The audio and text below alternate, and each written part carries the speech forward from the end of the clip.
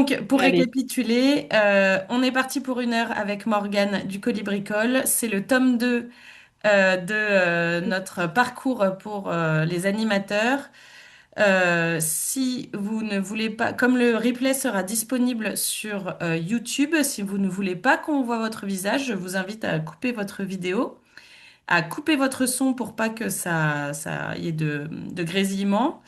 Et on fera une session de questions-réponses à la fin et vous recevrez dans tous les cas le replay et le support par email, j'espère, d'ici la fin de la semaine. Voilà, à toi Morgane. C'est parti donc.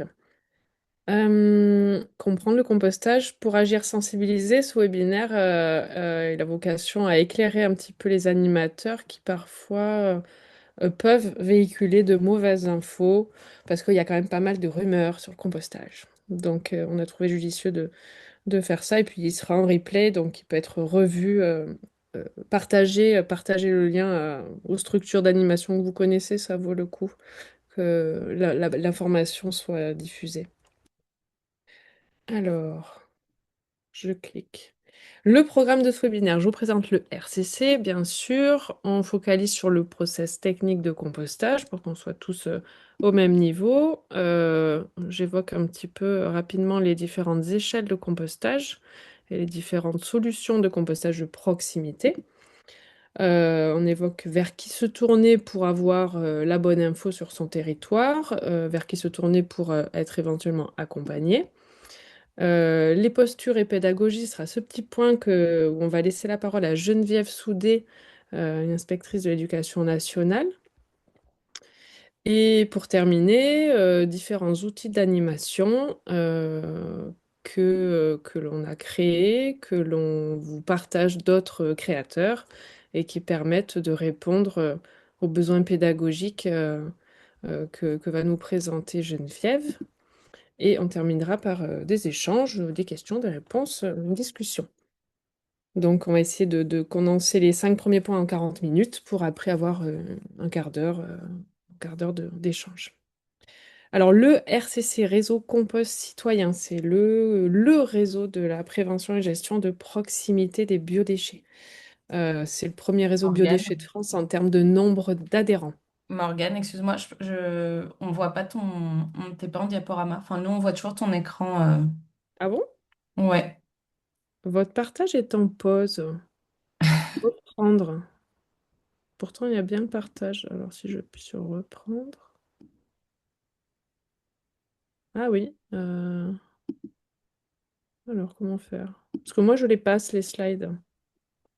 Bah, écoute, là, en tout cas, on voit toujours la page, La première. Alors, on ouais, la reprend. première. Partager.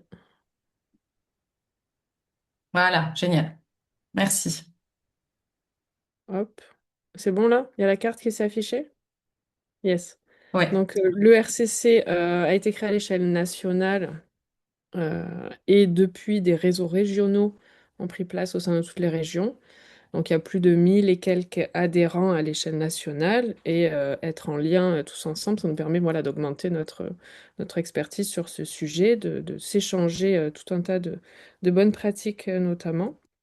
La grande mission du RCC, c'est d'abord d'agir sur la prévention du biodéchet, donc réduire le gaspillage alimentaire et valoriser sur place les ressources, pour pas dire déchets, du jardin. Et ensuite, composter ces biodéchets, tant alimentaires que de jardin, dans la proximité, donc au plus près de là où on les produit. Les grandes missions du RCC national, bon, des grandes missions de plaidoyer et de développer des partenariats à l'échelle nationale et en ce moment en cours à l'échelle européenne, de porter aussi le référentiel des formations, puisque dans notre domaine, il y a des membres du RCC qui sont des organismes de formation et qui proposent les formations référents de sites, guides composteurs et maîtres composteurs. Et puis bien sûr des missions de coordonner les groupes de travail à l'échelle interrégionale entre tous les membres de ces réseaux régionaux. En fin d'année, on a notre fameux séminaire rebaptisé Université d'automne, ça se passe en région parisienne cette année, en fin novembre. Et puis le national coordonne avec les régions de grands événements grand public, tous au compost. Je crois qu'on arrivera l'année prochaine à la 14e édition. je crois, 13e, 14e, et la fête du sol vivant à l'automne. Il y a des outils accessibles aux non-membres et d'autres réservés aux membres. Euh, on évoque les outils spécifiques à notre sujet un peu plus loin, mais en tout cas, le forum est l'outil de prédilection pour échanger entre membres. C'est-à-dire que je peux poser ma question et potentiellement, j'ai plus de 1000 répondants qui peuvent m'apporter leurs tips, leurs réponses, leur retour d'expérience. En région PACA, on s'est créé fin 2018. On a un peu plus de 80 adhérents. On a 2 salariés. Donc vous avez vu Margot et on a aussi Elodie qui est en ce moment en congé bien mérité. Toutes les deux coordonnent toutes les actions en partenariat avec le CA, le conseil d'administration collégial, que vous pouvez voir une photo tout en bas à la dernière assemblée générale. Et une partie des membres, peut-être cette petite carte n'est pas actualisée. Donc vous voyez que les membres sont répartis sur toute la région. On est soutenu par la région PACA et l'ADEME pour assurer nos actions qui se déclinent en tant diffuser les bonnes pratiques, fédérer tous ces acteurs, donc des acteurs professionnels, mais aussi des particuliers, souvent impliqués comme référents de site dans leur quartier, par exemple, d'accompagner et de promouvoir cette filière du compostage de proximité à travers des journées techniques, par exemple, mais aussi des accompagnements plus spécifiques et aussi, par exemple, encore plus récemment, une enquête très complète qu'on a menée l'année dernière et qu'on réitère désormais chaque année auprès de toutes les collectivités de la région pour recueillir des données et savoir un peu où on en est sur cette filière de la PG-Prox, ou compostage de proximité. Voici les contacts de nos 2 animatrices. Et donc, qu'est-ce que l'on prône, qu'est-ce que l'on défend au RCC? Eh bien, ce sont avant tout des solutions qu'on définit plutôt comme résilientes, en compostage de proximité, le citoyen participe, le citoyen est force de proposition. Cette filière de proximité, par le fait qu'elle soit de proximité et elle génère peu d'émissions de gaz à effet de serre, au contraire de la collecte des biodéchets qui peuvent parcourir parfois pas mal de kilomètres. C'est une approche low-tech, puisque l'on prône le moins de technicité, le moins de mécanisation possible. Certains membres RCC prônent le compostage en tas, encore sans matériel de compostage. C'est une filière qui, pour nous, permet le développement des territoires, puisqu'on a besoin de monde, on a besoin de partenaires et on a besoin de gens qui sachent, donc de gens formés. Et on a besoin aussi de matériel pour composter sur la place du village. Donc, développement de prestataires, de fabrication de composteurs notamment, et développement d'acteurs formés au service des collectivités ou des acteurs privés.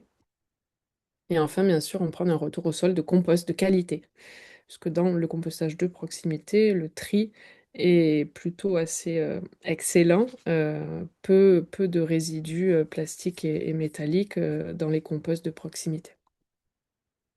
C'est aussi un secteur singulier puisque, oui, c'est le monde du déchet. C'est cette fraction que l'on peut assez facilement, selon les bonnes règles que l'on va voir, valoriser en compost. Mais c'est aussi le monde du social puisqu'on fait ensemble et on prône la coopération autour de ces projets. Et oui, c'est le monde du vivant parce que c'est bien tout le vivant euh, présent dans nos sols qui œuvre pour valoriser les déchets organiques en compost. Et donc, qui dit compostage dit biodéchet. Ça, c'est un terme réglementaire. Qu'est-ce qu'un biodéchet? C'est d'abord, on est tous concernés par celui-là, le déchet alimentaire, issu des restes de préparation de repas, et aussi les restes d'assiettes, euh, qu'ils soient gaspillage ou pas gaspillage. Donc, ces restes alimentaires sont collectés à l'échelle domestique ou dans un établissement, dans un récipient, on appelle ça un bioseau. pour ensuite être amené sur un site de compostage à l'échelle de notre propre jardin ou d'un jardin collectif ou d'un site de compostage de quartier ou un site en bas de notre immeuble ou sur la place du village. Et l'autre fraction biodéchets sont ceux issus de la gestion des jardins. Donc dans la main, on a un broyat. Et puis l'image de droite, c'est des résidus de jardinage, hein, feuilles mortes, tontes, etc. Donc les biodéchets, ce sont bien ces deux fractions qui méritent d'être mélangées l'une avec l'autre. On va voir ça sur le process technique, puisqu'on ne peut pas composter uniquement des restes alimentaires et il leur faut un mélange avec des restes de jardin d'une certaine qualité. Parce que si je ne valorise pas mes biodéchets, c'était un peu le sujet du premier webinaire, et que je les mets dans ma poubelle noire, ils se destinent soit à être enfouis, soit à être brûlés, ce qu'on appelle les filières d'élimination, avec deux images un peu parlantes. Un centre d'enfouissement en haut, le four d'un incinérateur, enfin le grappin qui amène les ordures ménagères à l'incinérateur sur la photo du bas. Et donc là, c'est tout un tas de pollution. Plus d'infos dans le webinaire numéro 1. Alors, le process technique. Une petite définition, il y en a plusieurs. Moi, j'aime bien celle-ci. Le compostage, c'est un procédé de transformation aérobie, donc nécessitant de l'oxygène, de matière organique, toutes ces matières qui composent le vivant, dans des conditions contrôlées, en effet. Ça marche mieux quand on contrôle ces conditions, on verra lesquelles, et qui permet l'obtention d'une matière qui est à la fois fertilisante et qui à la fois est en capacité d'améliorer les qualités physiques, chimiques et biologiques des sols. Et cette matière-là s'appelle le compost, sans E. Le compostage s'accompagne d'un dégagement de chaleur et de gaz carbonique. Donc on a 3 règles d'or pour faire un bon et un beau compost. Premièrement, savoir que tout se composte. Tout ce qui est issu du vivant se composte. Donc les restes du jardin, les restes de cuisine et de table, euh, et même l'humain, puisqu'on a des associations qui militent pour le compostage des corps aussi. Nous sommes de la matière organique. Euh, et il nous faut bien les deux pour faire un bon compost. Tout est question d'équilibre. En orange, vous avez tout ce qui est carboné. Les matières du jardin, une fois séchées, perdent leur azote dans l'atmosphère et la matière concentre une majorité de carbone. Ces matières carbonées, le bois, les matières broyées, la tonte séchée, la feuille morte qui a séché et qui est sèche, sont plutôt de couleur brune et assez dures, ont perdu toute leur eau. Et ces matières du jardin plutôt carbonées, se mélangeant à des matières issues de notre cuisine et de notre table, plutôt très molles, très humides et pleines de couleurs, et étant très azotées, ces deux mélanges de matières, carbone et azote, assurent à la fois par leur composition carbone-azote, mais par certaines sont fines, d'autres sont plutôt épaisses. C'est des matières molles avec des matières dures. Ça nous assure un mélange homogène, euh, un mélange que nous, humains, devons assurer avec, par exemple, une fourche. Et sur la partie droite de ce petit point 2 où tout est question d'équilibre, ce à quoi il faut veiller, c'est mettre en compostage des matières réduites en morceaux. C'est-à-dire, imaginez composter que des choux ou des trognons de choux, des noix de coco, des choses très très grosses, ça va mettre beaucoup de temps. Donc, plus je débite mon déchet organique en petits morceaux, plus j'augmente la surface d'attaque par les micro-organismes, qui sont les premiers organismes vivants à s'attaquer à nos déchets, et plus je facilite la décomposition et la transformation en compost. Troisième règle d'or, ce milieu, ce mélange de matières carbonées et azotées, réduit en morceaux, doit répondre aux besoins des décomposeurs, ceux qui agissent dans nos composteurs, ceux qui agissent dans les tas de compost. Ce sont tout un tas d'organismes vivants, de la bactérie au champignon, en passant par les mille-pattes, les cloportes, les lombriques, qui ont besoin d'un écosystème qui répond à leurs besoins, donc d'un écosystème riche en eau et d'un écosystème riche en oxygène. Si le milieu se tasse, parce qu'on ne met que des pelures de carottes ou des fans des fans de je ne sais quoi, ce milieu va se tasser, l'oxygène ne pourra plus traverser le tas, ne pourra plus être présent, et nos décomposeurs, qui sont des êtres aérobies comme nous, qui ont besoin d'oxygène, ne seront plus là dans ce milieu, iront voir ailleurs quelque chose qui leur correspond mieux, et notre tas ne va pas composter. Il va se passer autre chose qui n'est pas très ragoûtant, puisque ce qui risque de se passer, c'est une décomposition anaérobie, donc sans oxygène, générant des mauvaises odeurs. Et là, on va plutôt vers de la méthanisation.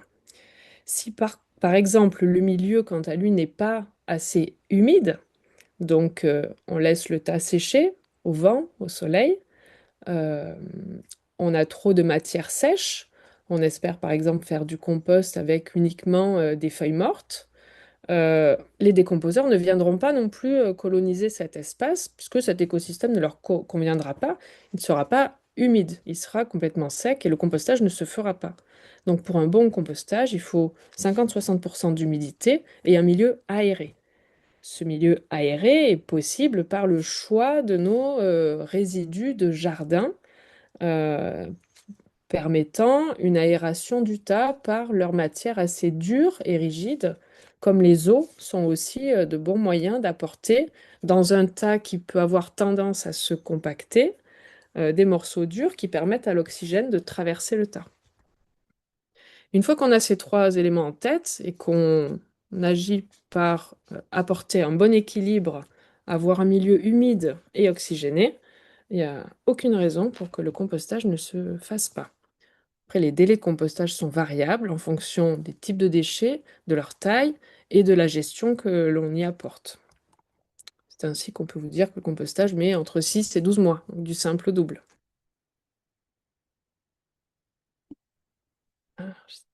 Alors ici, deux petites vidéos. On va voir que celle de gauche pour vous montrer que le compostage est bien le fait des décomposeurs, si tant est que mon tas est un écosystème qui répond à leurs besoins.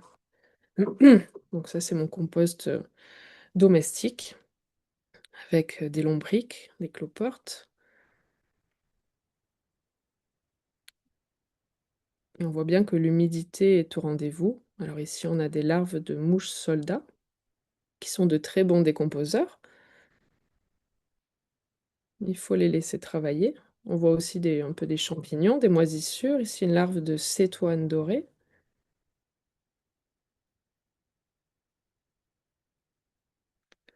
Sur cette autre vidéo que je démarre, mais que je baisse un peu le son, on a pu la faire en utilisant un petit microscope. Et là, on va y voir des colamboles qu'on ne peut pas difficilement percevoir à l'œil nu. Des colomboles, des champignons, enfin, quelques filaments de champignons. Et on reviendra là-dessus sur l'intérêt pédagogique de montrer la vie dans le compost, euh, puisque c'est bien en permettant le développement de la vie dans nos tas de biodéchets que l'on peut espérer avoir du compost. Donc ici, vous avez le lien vers cette vidéo qui s'appelle Immersion dans le compost. Et je passe à la suivante. On a aussi des fourmis, un peu opportunistes. Et donc toute une chaîne alimentaire dans notre tas de compost qui a visé à transformer les matières et les rendre au final assimilables pour les plantes, d'où l'aspect fertilisant du compost, mais pas que. N'oubliez pas que le compost est surtout une matière qui permet d'améliorer les sols. Donc même si on ne fait pas de potager, remettons le compost au sol pour nourrir les sols. Alors il nous faut un petit peu de matériel si on décide de ne pas faire ça en tas. Donc, tout un tas de matériel existe, du composteur plastique au composteur en bois, à celui fait maison. vous trouverez bonheur sur votre territoire, puisque toutes les collectivités distribuent des composteurs domestiques, en tout cas en région PACA. Et des plans de composteurs peuvent être trouvés sur le net et surtout aussi sur nos outils RCC pour fabriquer soi-même son composteur. En dehors d'un bac, on a besoin de cette matière sèche, du broyat, des résidus de jardin, d'une petite griffe qui permet de faire les apports quotidiens ou hebdomadaires, facile à manier, légère, d'un ciseau en cuisine pour réduire les gros trognons plus petits ou d'une cisaille directement sur le site pour retailler les gros éléments ou les poireaux entiers, etc. Ça reste un peu de la magie, le compostage, mais il faut l'accompagner et faciliter le processus. Une fourche, la fourche à compost est quand même indispensable pour arriver à brasser les matières, notamment quand on a plus de volume que cette petite griffe qui permet de travailler les premiers apports. Notre type de fourche, d'un équivalent à fourche, c'est cet outil-là qui est assez ergonomique aussi, qui permet de moins se faire mal au dos. On peut avoir, et il est surtout intéressant en région sud, avec les chaleurs qui s'étalent sur les mois, des beaux jours, d'avoir de l'eau à proximité du site pour humidifier nos matières. Une pelle pour récupérer notre compost. Si on veut faire les choses bien et être curieux aussi de ce qui se passe dans notre tas, un thermomètre à compost peut nous montrer qu'en effet, ça chauffe. Le tas peut chauffer jusqu'à 60-70 degrés. Et puis, on peut utiliser un tamis ou pas pour tamiser le compost, ou pas. Donc, un tamis commercialisé à droite par Emeraude, qui se joue à deux. Et un tamis récup, ces petites cagettes sont très adaptées au tamisage du compost. Donc tamiser le compost, c'est pour, notamment si on veut avoir quelque chose de plus fin pour faire des semis de petites graines, ou éliminer notre gros broyat si on le souhaite, mais sinon tout peut aussi retourner au sol, hein. En pratique, je me suis filmée par une petite gêne pour vous montrer chaque apport, comment on peut procéder. Et c'est simple comme bonjour. Je vous laisse regarder. De nos biodéchets. On tient un carton pour protéger l'humidité.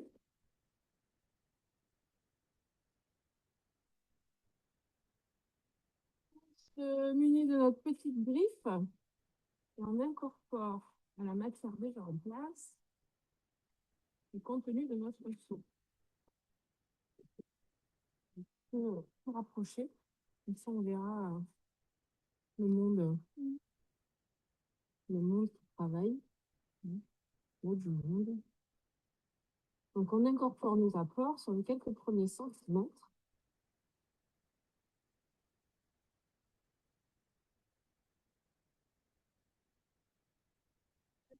Une petite dose de matière fraîche, mélange de ce beurre, on recouvre le carton et on est bon. Voilà pour la petite phase explicative en pratique et un apport écrit. Donc je collecte dans un seau, je dépose dans mon bac, j'incorpore au premier centimètre, je recouvre de broyat, de matière sèche, de ce que j'ai. On fait une petite salade après là-dessus. Je peux rincer mon seau directement au-dessus de mon tas avec une réserve d'eau que j'aurai disposée à côté, ce qui évite de vraiment arroser, mais de venir compléter avec de l'humidité tout en nettoyant mon seau si besoin. Une à deux fois par mois, je brasse cette matière, je viens corriger l'humidité si besoin, et tout ça en 6 à 12 mois pour avoir un bon compost.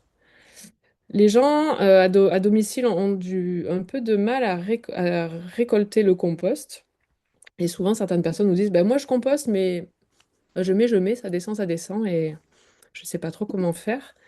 Donc, petit topo de comment faire. On a notre bac d'apport ou notre tas. On fait nos apports comme expliqué précédemment.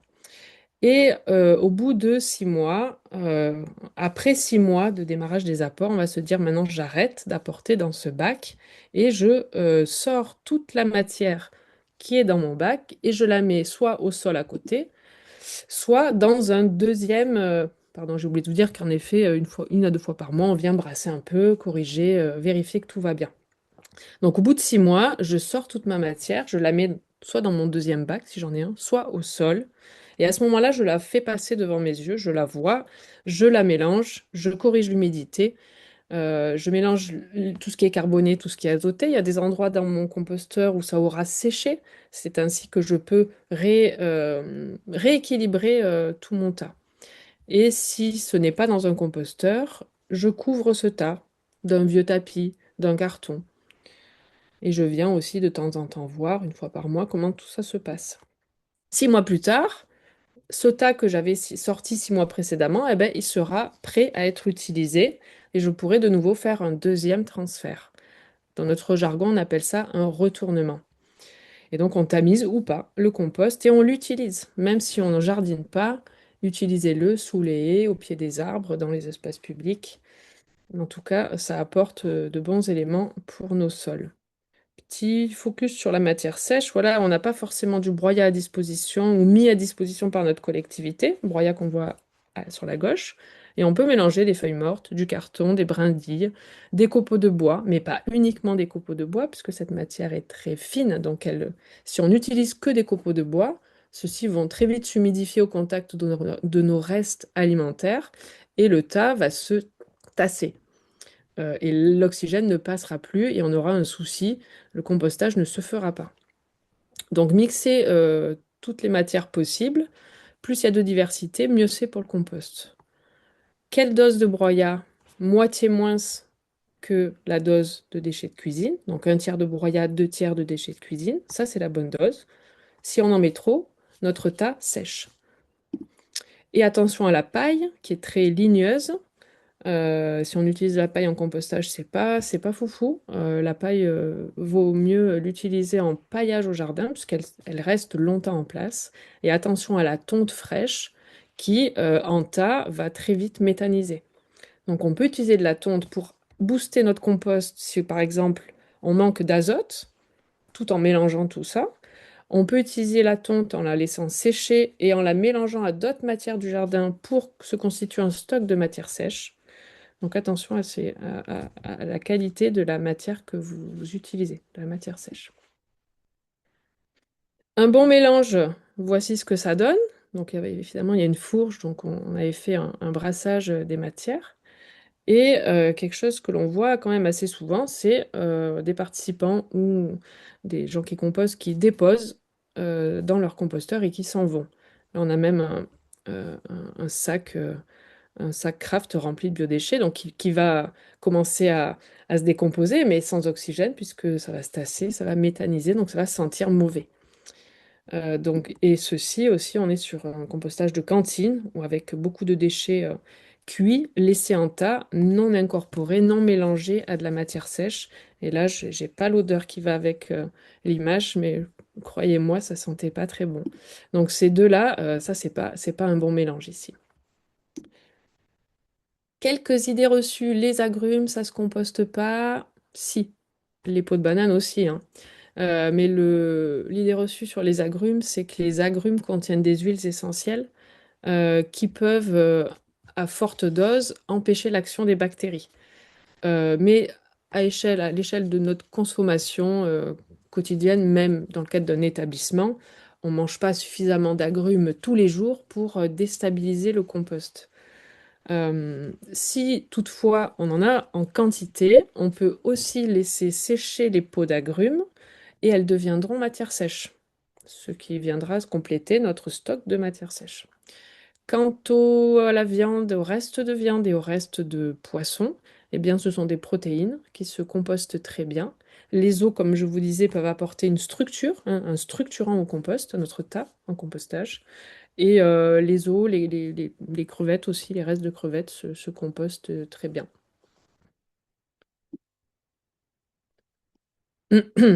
Quelques déchets à écarter toutefois. même si ça vient du vivant. Les coquilles d'huîtres, c'est hyper costaud.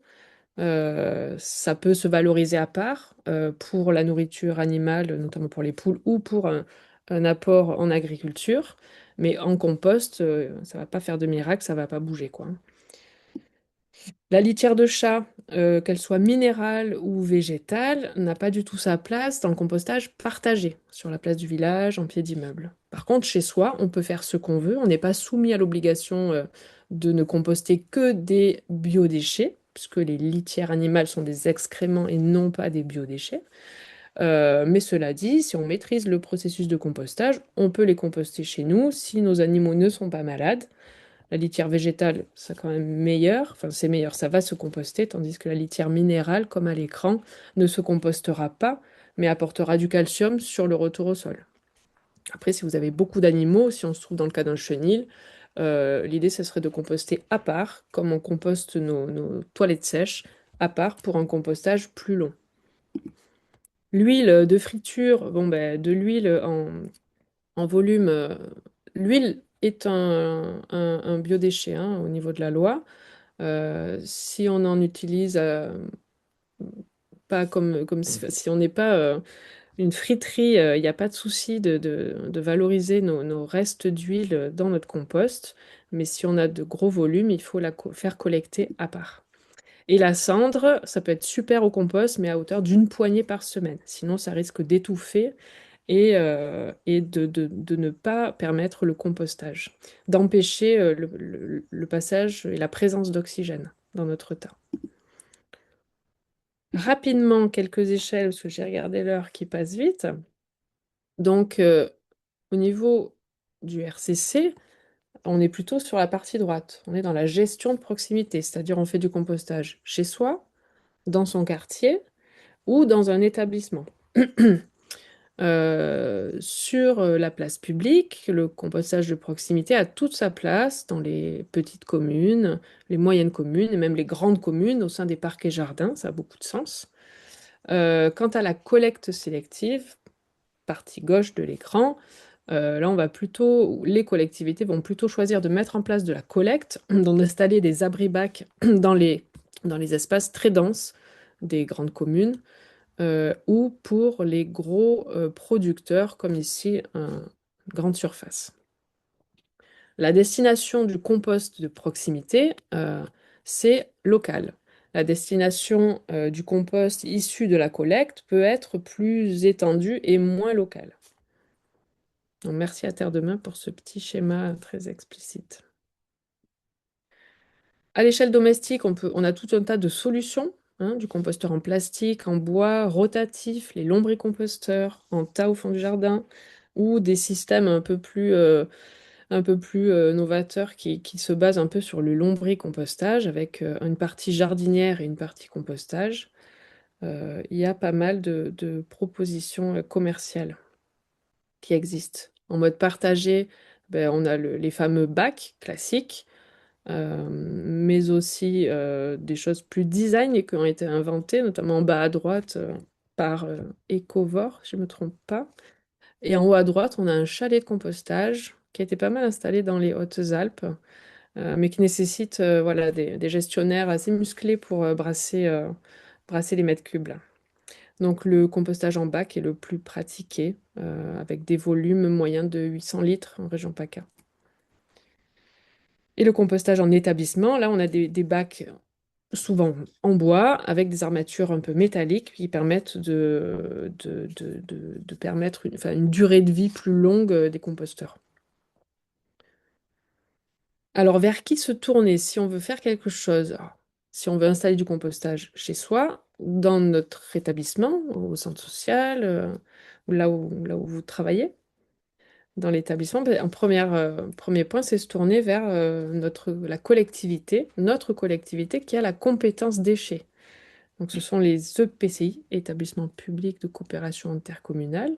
On en a 52 dans la région, voici la liste dans ce tableau, et elles ont en effet l'obligation d'offrir une solution de tri aux ménages, de tri des biodéchets. Ce ne sont pas les ménages qui sont obligés de trier les biodéchets, mais bien la collectivité compétente qui doit offrir une solution de tri.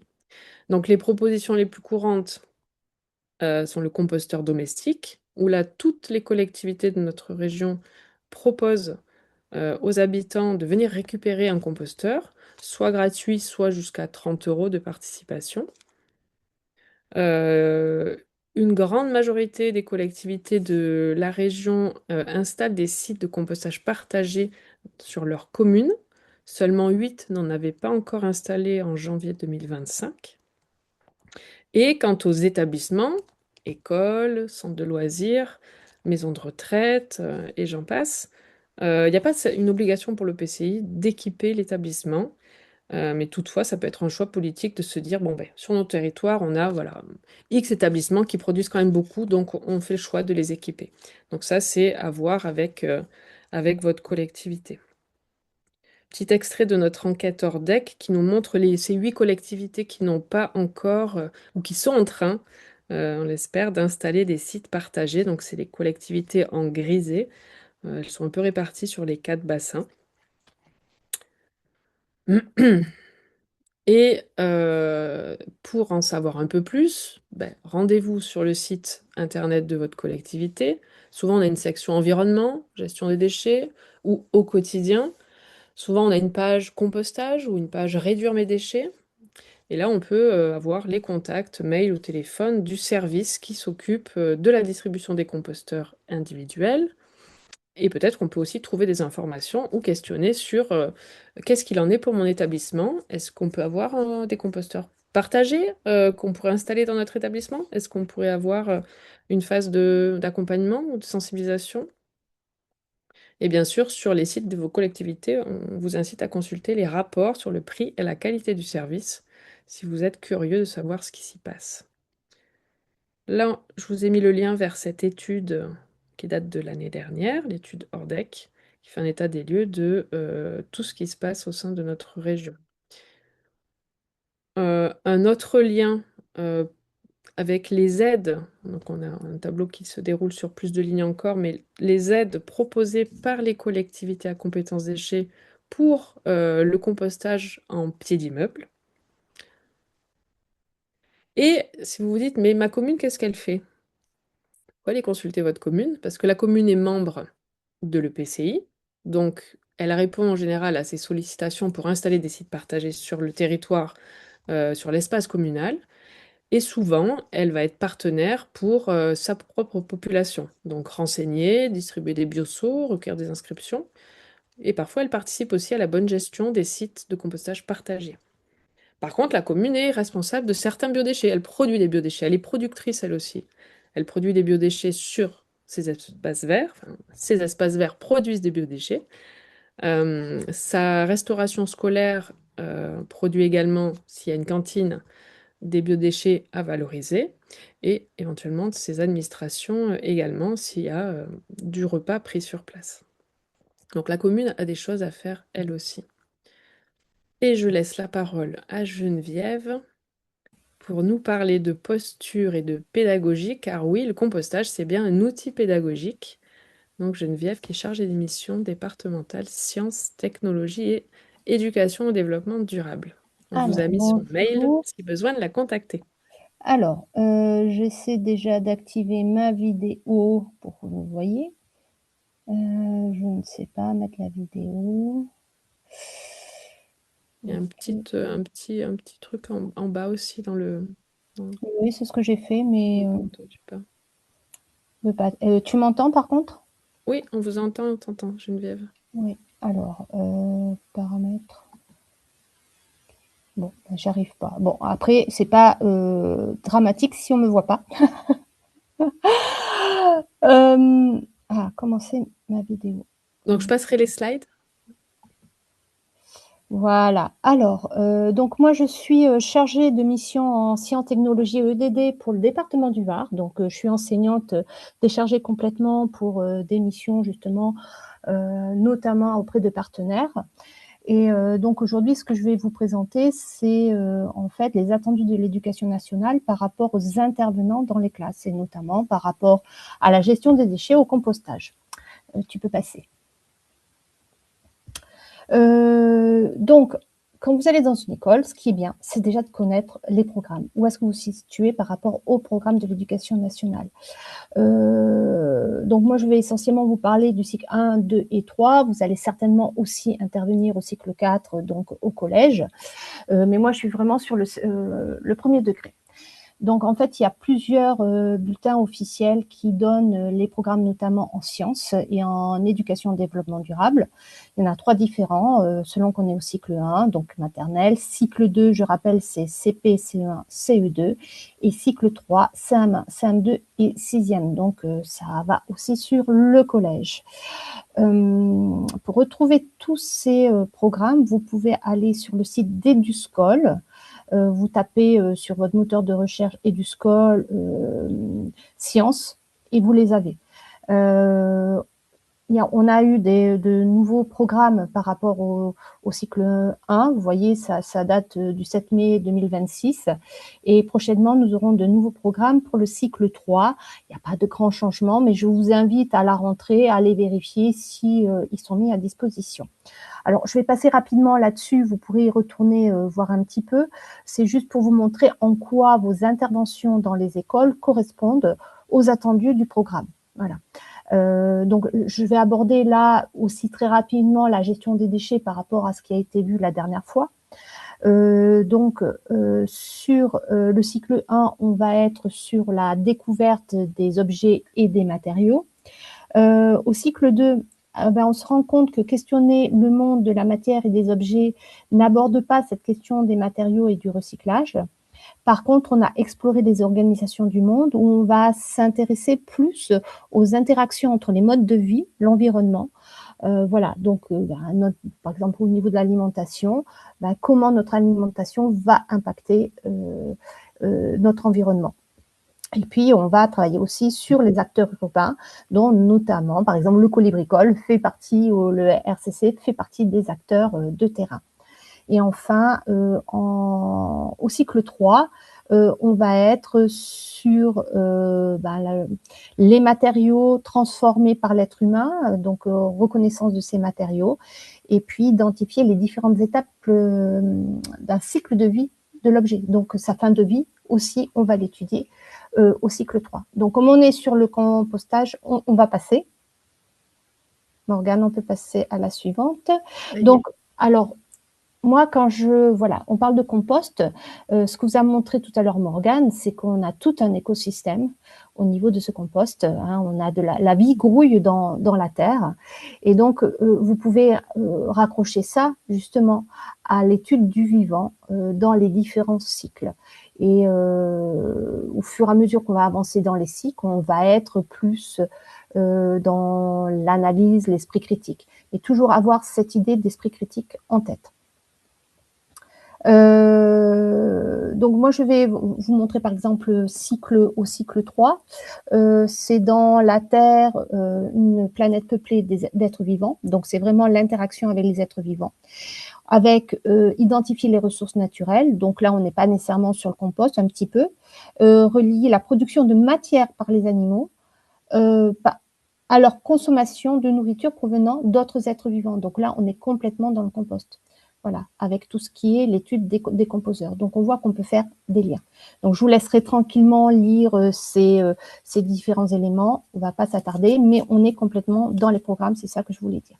On peut continuer. Alors, on peut aussi rattacher ça à l'enseignement moral et civique, puisqu'il y a des éléments très importants. C'est la notion de bien commun. Dans l'initiation au développement durable. Donc, les ressources naturelles, la biodiversité. Et pourquoi est-ce que je parle de ça? Parce que lorsque vous parlez de compost, vous pouvez, et vous allez sans doute parler aussi des sols et tout l'enjeu qu'il y a aujourd'hui autour des sols vivants. Et le sol est un bien commun. Voilà, donc c'est quelque chose qu'on peut aborder avec les élèves. Et la culture du jugement, différencier son intérêt particulier à l'intérêt général. Et là, on est vraiment dans cette idée d'intérêt général. On n'est pas tout seul, on est une collectivité. Et au niveau de la classe, on va aborder ces éléments-là. On peut continuer. Alors, deux documents que je vous invite à aller découvrir sur Eduscol. Alors là, pareil, vous faites Eduscol, mais par contre, vous allez mettre EDD. Et vous allez tomber sur deux types de documents. Premier document, ce sont les attendus de fin de cycle en EDD. Ce qui est intéressant, c'est qu'il y en a 4 de documents, un par cycle. Cycle 1, cycle 2, cycle 3, cycle 4. On va voir ensuite les différentes thématiques qui sont développées. Et là, on a vraiment tout ce qu'on attend en fin de cycle par rapport aux différentes thématiques. Et on va vous expliquer comment aborder ces différentes thématiques à travers les différents domaines du programme. Par exemple, qu'est-ce qu'on va faire en sciences, qu'est-ce qu'on va faire en technologie, qu'est-ce qu'on va faire en mathématiques, en EMC, etc. Et puis, on a aussi un document très intéressant, ce sont les repères de progression. Ça veut dire du cycle 1 au lycée, par thématique, qu'est-ce qu'on va faire pour chaque cycle? Parce que, par exemple, quand on fait le compostage, quand vous allez intervenir, l'idée, c'est qu'on ne va pas faire la même chose au cycle 1, évidemment, au cycle 2, au cycle 3. Il faut qu'il y ait un peu une évolution dans ce que vous allez proposer selon le niveau des élèves. Et là, vous avez des propositions de progression. Donc, ça peut être intéressant pour vous. On peut passer. Alors là, ce sont les thématiques qui sont développées justement dans ces fascicules des attendus avec 6 thèmes. Et pour travailler sur le compost, on pourra aborder différents thèmes. Par exemple, le thème 1, c'est la biodiversité et les écosystèmes. Donc, on a bien compris que ce compost plein de vie, en lui-même, c'est un écosystème. On pourrait aborder le thème 2, qui est l'alimentation, et le thème 5, qui est l'aménagement durable des territoires. On peut passer. Je dirais même que dans 2 autres thèmes encore, le compost Oui, peut alors, s'aborder. C'est assez transversal. Voilà, on peut l'aborder dans les autres thèmes, je suis d'accord, mais dans le descriptif qu'ils font, ça apparaît pas d'emblée. Alors que là, vraiment, sur ces 3, ça va aller de soi. Mais on est d'accord qu'on pourra travailler sur l'eau, sur le changement climatique, sur la gestion durable des ressources naturelles. On peut travailler sur tout, même sur le numérique, finalement, évidemment. Alors, c'est juste rapidement pour vous montrer. Par exemple, ici, on a ce qu'on vous propose dans les repères de progression au niveau des cycles. Par exemple, sur biodiversité et écosystème, si on travaille sur les sols vivants, on pourrait rattacher ça, par exemple, se rendre compte de la richesse de la biodiversité et participer à la préservation par des éco-gestes simples et d'autres actions concrètes. Alors, c'est très général, évidemment, mais vous vous rendez compte que ce que vous faites, ça s'intègre là-dedans. Alors, je ne vais pas tout lire, vous allez voir que tout va correspondre à tous les cycles. Cycle 4, par exemple, donc au collège, analyse les conséquences des activités humaines sur les écosystèmes dans l'objectif de devenir un acteur engagé pour la préservation de la biodiversité. Donc là, vous voyez, on va travailler plus par exemple sur les sols, sur justement ces sols qui sont en train de s'appauvrir, qui perdent de la vie, et comment vous allez le rattacher à votre intervention sur le compost. En bas, j'ai mis une flèche pour bien montrer que, en fait, quand on passe du cycle 1 au lycée, au fur et à mesure, on va gagner en analyse, en esprit d'analyse, en esprit critique, et aussi on va travailler aussi sur l'engagement. Voilà. Donc esprit critique va se travailler dès le cycle 1 et c'est quelque chose de très important. On y revient après. On peut continuer. Sur l'alimentation aussi, par exemple, alors moi j'ai mis là en exergue connaître la diversité des modes de production des aliments et leur éventuellement éloignement de celui qui les consomme. Donc, évidemment, vous allez parler de compost, de biodéchets, mais on ne peut pas parler de biodéchets sans parler aussi de notre consommation. Voilà. Donc, connaître d'où viennent les aliments, c'est aussi quelque chose d'important. Cycle 4, par exemple, analyser des systèmes productifs agricoles, identifier les différents acteurs et modes de production et leurs environnements, les écosystèmes, dont les sols, et la santé humaine. Donc là, il y a vraiment des liens à faire. On peut passer. Et là, vraiment, ça correspond à le thème 4, gestion durable des ressources naturelles. Au cycle 1, par exemple, s'interroger sur les gestes du quotidien pour participer à une action concrète de préservation de la ressource dans l'école. Donc, imaginons le compostage. Là, ce qu'il faut bien montrer, c'est s'interroger sur les gestes du quotidien. Donc, les élèves, on va les amener à composter, mais il ne suffit pas qu'ils sachent composter. Il faut qu'ils s'interrogent sur le pourquoi ils font ça, sur la compréhension de ce geste. Et ça, c'est fondamentale. Cycle 2, c'est aussi se poser des questions. On voit vraiment qu'on est dans l'esprit critique et dans l'analyse. Ce que j'ai mis aussi, j'ai entouré pour le cycle 3, on va devenir acteurs de ses choix en sachant se positionner sur des principes de consommation raisonnés. Donc, c'est ce que je viens de dire précédemment. On va aussi travailler sur la notion de consommation, évidemment. Tu peux passer. Alors, tout ça s'inscrit dans la démarche d'investigation. En fait, alors, il y a 2 cas de figure. Soit vous allez intervenir ponctuellement dans une classe, une fois dans une classe, et évidemment, vous êtes là, vous allez être plus dans l'informatif. On est d'accord. Mais si vous êtes amené à intervenir plusieurs fois dans une classe, donc sur des interventions régulières, eh bien, ce que je vous invite à faire, c'est de mettre en place une démarche d'investigation. Cette démarche d'investigation, l'idée, c'est de mettre les élèves au cœur de la réflexion, voilà, qu'ils soient acteurs de ce qu'ils vont faire. Généralement, dans une démarche d'investigation, la démarche d'investigation a beaucoup été mise en valeur par la Fondation La Main à la Pâte. Elle commence par une situation déclenchante. Une situation déclenchante, c'est une situation qui va amener les élèves à s'interroger, qui va les interpeller pour se poser les bonnes questions et qui va amener une problématique. Et une problématique, en fait, c'est un problème, c'est une question sur laquelle on n'a pas une réponse qui va de soi. Donc, il va falloir faire des recherches, des investigations qui vont pouvoir prendre plusieurs formes, des observations, des sondages, des enquêtes. On peut expérimenter, on peut se documenter, on peut modéliser.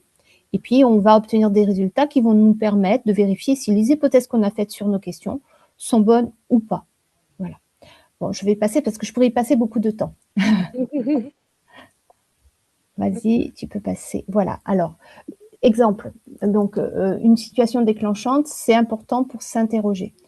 Donc, là, je vous donne des exemples de situations déclenchantes par rapport au compost. Donc, c'est une situation initiale. Par exemple, ça peut être une situation. Il y a plus d'organismes vivants dans une poignée de terre que d'humains sur Terre.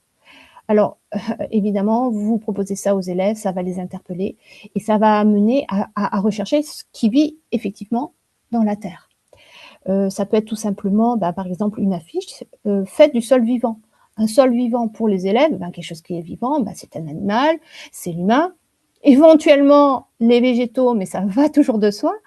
Mais que le sol soit vivant, ça pose question. Donc là, on va investiguer pour comprendre pourquoi on dit que le sol est vivant. Et puis, ça peut être simplement, dans une école, dans un établissement, on va étudier la terre, on va l'observer, on va peut-être la comparer à la terre de la forêt. Voilà, et on va se rendre compte que la vie n'est pas du tout la même. Et ça va amener ainsi l'idée du compost où on va essayer de reproduire, on va dire, cette terre de forêt.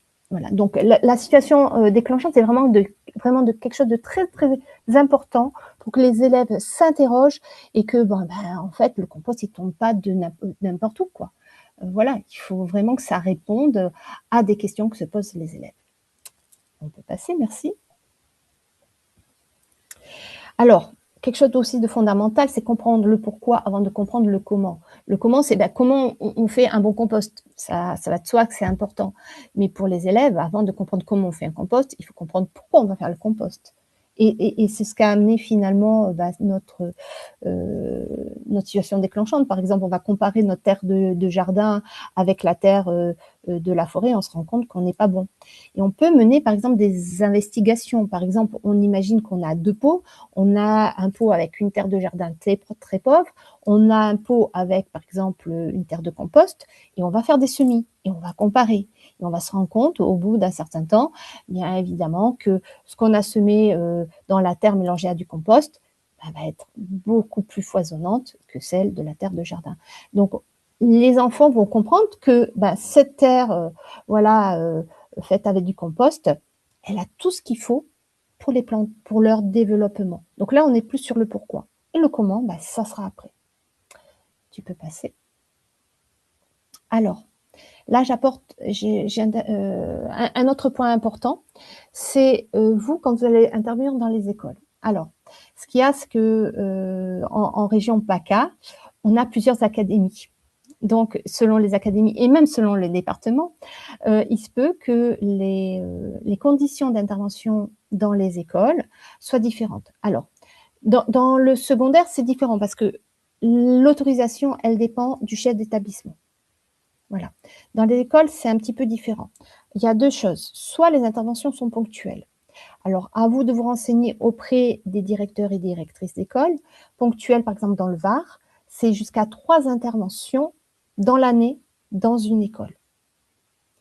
Si on va, par exemple, dans le 04, les Alpes de Haute-Provence, ça va être 2 interventions. Donc, vraiment, aller auprès des directeurs et directrices qui ont ces informations-là. Pourquoi je vous dis ça? Parce que intervention ponctuelle, c'est soumis à l'autorisation de la directrice ou du directeur. C'est eux qui donnent l'autorisation. Au-delà, lorsqu'on est sur des interventions régulières, il faut une autorisation de l'IUN, donc l'inspecteur de l'éducation nationale de circonscription. Chaque école dépend d'une circonscription. Et pour chaque circonscription, donc il y a un IUN. Comment ça se passe? Quand il y a des interventions régulières, il y a d'abord vérification du FIJAIS. Donc, c'est le fichier pour vérifier tout simplement que vous n'êtes pas fiché et que vous êtes quelqu'un de tout à fait honorable pour intervenir dans les écoles. Et ça va se faire maintenant systématiquement pour vérifier. Ensuite, il y a l'idée des agréments. Alors là, ça va changer selon les académies. C'est ça qui est un petit peu compliqué. Par exemple, pour le Var, pour pouvoir intervenir, il va falloir remplir un dossier que vous pourrez me demander si vous intervenez dans le Var, avec une demande d'agrément liée à un projet par rapport à l'école. Et si les intervenants sont rémunérés, il va falloir aussi signer une convention tripartite entre l'école, l'intervenant ou l'association et l'IUN. Voilà. Pour les Bouches-du-Rhône, d'après ce que m'a dit une collègue, mais ça, il faudra se renseigner chaque début d'année scolaire pour vérifier s'il n'y a pas eu des modifications. C'est vraiment soumis pour eux à l'autorisation du directeur et de la directrice. Même si c'est des interventions régulières, c'est ça? Oui, oui, mais à vérifier quand même auprès du directeur et de la directrice, parce qu'en début d'année, souvent, il y a des notes de service, ça évolue. Donc, ce que je vous dis maintenant, ça sera peut-être plus bon en septembre. Donc, vraiment, se rapprocher du directeur ou la directrice, ou éventuellement, vous pouvez contacter aussi les conseillers pédagogiques ou tout simplement le secrétariat des IEN. Dans le 04, par exemple, c'est un peu comme dans le Var, normalement. Il faut, à partir du moment où c'est régulier, il va falloir construire un projet avec l'école et c'est l'IUN de circonscription qui va donner son feu vert pour que vous puissiez intervenir. Voilà. Et puis, attention au délai. Alors, par exemple, ma collègue du 04 m'a indiqué il fallait par rapport au début des interventions, compter à peu près 1 mois. Donc, il faut vraiment anticiper en début d'année pour présenter votre demande. Voilà. Donc, les agréments importants, vraiment, voilà, ce que je vous encourage de faire, c'est de vous rapprocher des directeurs. De toute manière, ça passe par les directeurs et ça passe par les enseignants. Et après, ça passera par l'IUN. Pour le Var, si vous avez des questions, vous pouvez me contacter en début d'année et on fait le point sur ce que vous voulez, où vous voulez intervenir, comment vous voulez intervenir dans les écoles et je vous donnerai tout ce qu'il faut. Voilà. Je crois que c'est tout ce que j'avais à dire. Merci Geneviève. Une petite question en rapport avec ce que tu as dit, sinon je vous oublierai, je pense. Oui. Est-ce que tu penses que pour les intervenants, il est nécessaire de rappeler que les interventions proposées, si elles touchent au compost ou à d'autres sujets, Oui. rentrent dans les programmes et répondent tout ce que tu nous as présenté sur les objectifs oui, alors. Ou alors, est-ce que toutefois, on a des enseignants, enseignantes qui savent il faut répondre à ces demandes d'objectifs pédagogiques et ils ne peuvent pas tous les remplir eux-mêmes, ou ça vaut le coup de mettre une petite couche sur, voilà, mes interventions remplissent et répondent à ces objectifs pédagogiques. Alors, moi, je dirais que déjà, si vous indiquez que vos interventions répondent aux attendus des programmes, ça va être un plus pour vous pour intervenir dans l'école parce qu'ils vont dire, ah, ils sont au courant. Et voilà. Ça, c'est pas mal. Mhm, mhm, Après, les enseignants sont censés être au courant. Donc, s'ils vous font intervenir, normalement, dans l'idéal, vous êtes dans la co-construction du projet. Donc, vous allez mhm, réfléchir ensemble au contenu de vos interventions. Et là, l'enseignant est censé être au courant. Mais si vous êtes au courant voilà, des contenus, ce n'est que mieux. Voilà. Mais mhm. après, c'est l'enseignant qui est décisionnaire de ce qui va se faire dans l'école, dans sa classe en tous les cas. Voilà, Ça marche, merci. de rien. Et on termine, alors il est midi 4. Moi j'ai sur mon ordi téléphone. Je vous prends encore moins de 10 minutes promis pour les outils d'animation. Et après on en aura terminé, on pourra échanger. Donc on a un peu débordé sur notre heure de fin. Sur quoi s'appuyer? Je reviens sur notre filière qui est un peu particulière. Donc on peut s'appuyer sur le monde du social en allant faire ensemble, brasser du compost, rencontrer des personnes qui s'occupent. C'est déjà de la sensibilisation. Parler des métiers pour les plus grands, au lycée par exemple, même fin collège.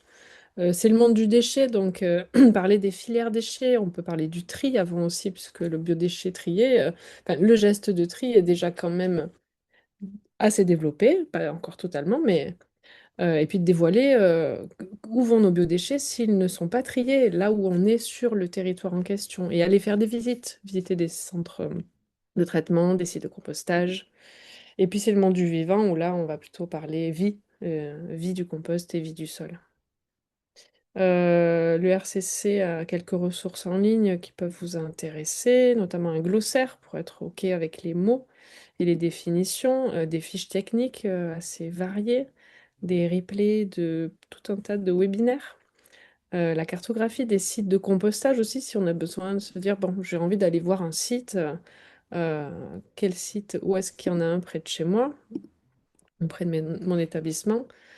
Tout à l'heure, je vous ai montré un tableau des solutions, des accompagnements, des propositions faites par les collectivités aux bailleurs sociaux pour le compostage en pied d'immeuble. Donc, on a toute une page avec tout un tas d'outils, un catalogue des fournisseurs d'équipements, donc des composteurs, et des outils pédagogiques sur les sites dédiés, les sites de Tous au compost et le site de Fête du sol vivant.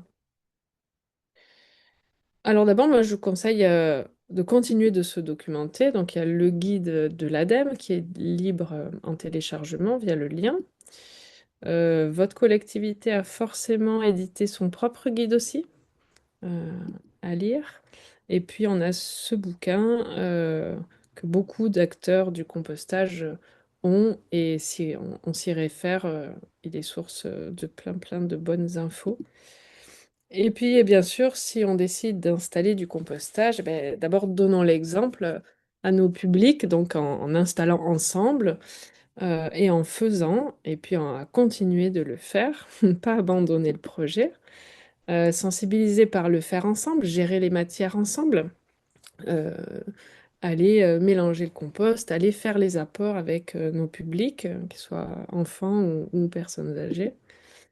Je vous parlais de la cartographie des sites de compostage. Sur cette carto qui est nationale, sont identifiés les sites vitrines, qui est une reconnaissance du réseau compost citoyen. En région PACA, on approche de la soixantaine de sites vitrines, donc ce sont des sites exemplaires, où la gestion est bonne, où la participation est bonne également. En fait, tous les critères sont cochés pour avoir du beau compost.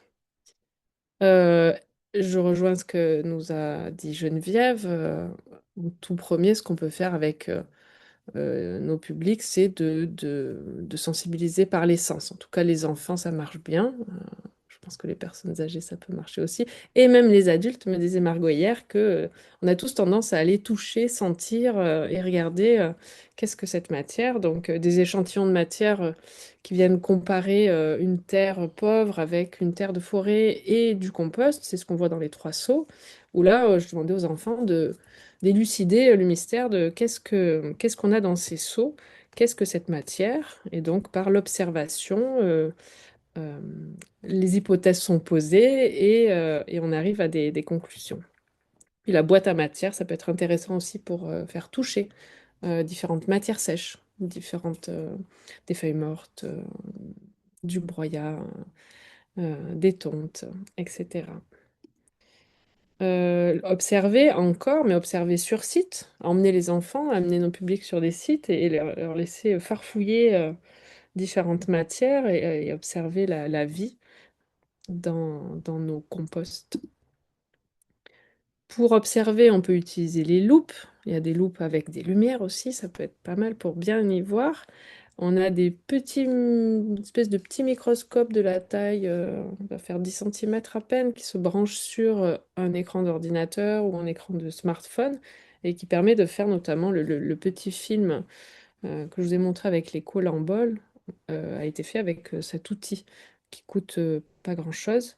On a un autre format de petit microscope qui reste posé, où les enfants ont un écran intégré.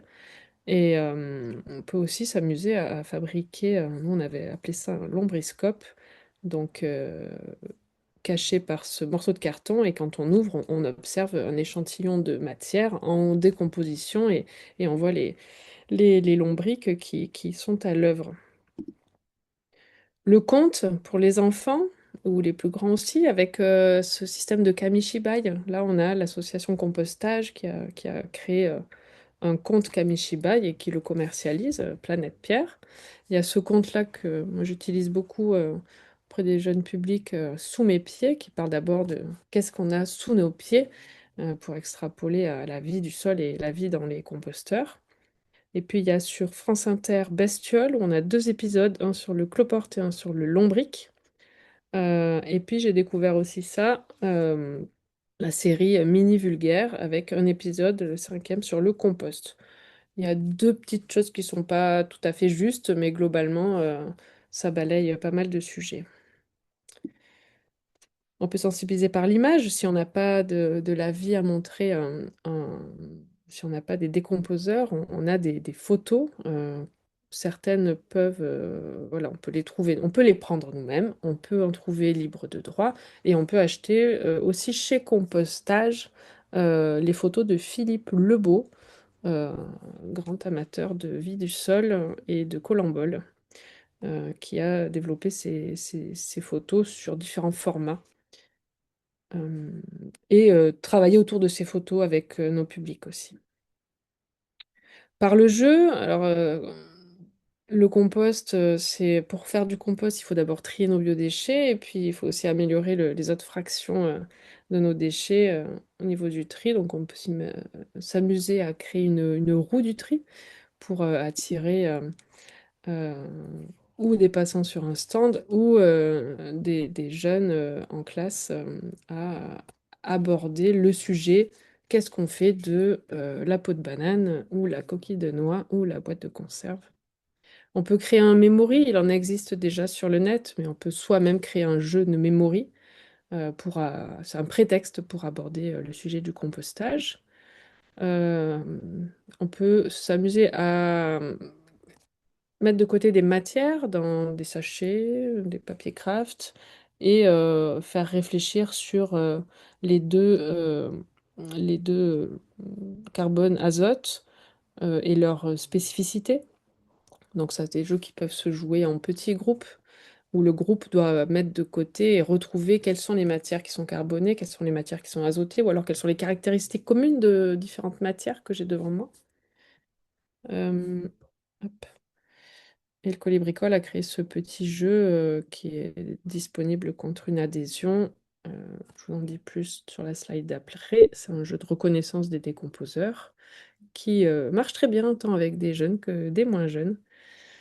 Euh, D'autres membres du RCC ont créé des jeux. Ici, le Time to Compost, inspiré du Time's Up. La boucle du compost, créée par RCC aussi, sous le format des fresques. Un petit jeu pour les plus petits, le petit composteur, petit jeu de société.